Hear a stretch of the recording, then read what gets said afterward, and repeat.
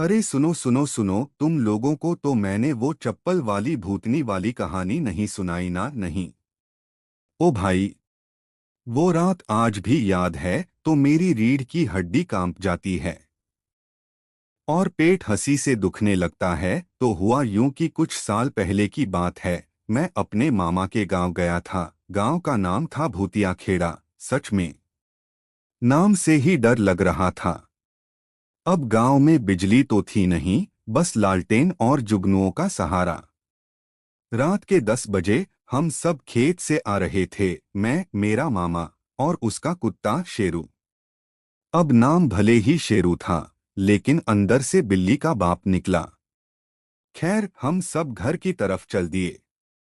रास्ता सुनसान था और तभी चक चक चप्पर चप्पर कुछ आवाज आई, जैसे कोई चप्पल पहन के चल रहा हो। मैं बोला, मामा कोई आ रहा है क्या? मामा बोले, कौन आएगा बे इस टाइम, सब लोग सोते हैं। तभी शेरू ने भौंकना शुरू कर दिया, लेकिन 2 सेकंड बाद वो मेरी टांग पकड़ के खुद कांपने लगा। अब मैं भी डर गया। तभी देखा सामने एक औरत सफेद साड़ी में, खुले बाल और हाथ में थी चप्पल। अब तक तो मेरे पसीने छूट चुके थे।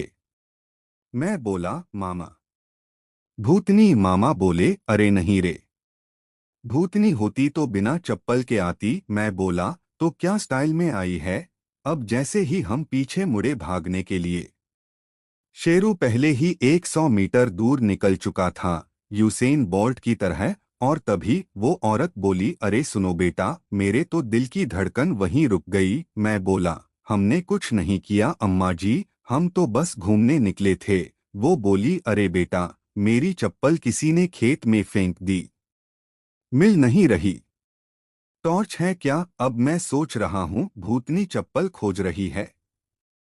ये कैसा हॉरर शो चल रहा है? मामा ने लालटेन दिखाई और सच में वो औरत थी, गांव की विमला चाची। अब असली बात पता चली, वो शौच के लिए गई थी खेत में और किसी बच्चे ने मजाक में उनकी चप्पल छिपा दी थी। अब पूरी कहानी तो यहाँ खत्म हो जानी चाहिए थी, लेकिन नहीं। हम सबने सोचा, चलो चप्पल खोज देते हैं। लेकिन जब हम पहुंचे उस खेत में, वहां असली भूतनी मिल गई, वो भी चप्पल वाली, लेकिन उड़ती हुई।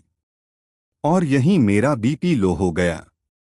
पर बाद में पता चला वो भूतनी नहीं थी, मामा के ससुराल की मौसी थीं, जिन्हें लू लग गई थी और वो उल्टी सीधी हरकतें कर रही थीं और चप्पल उल्टा पहन रखी थी, इसलिए डरावनी लग रही थीं।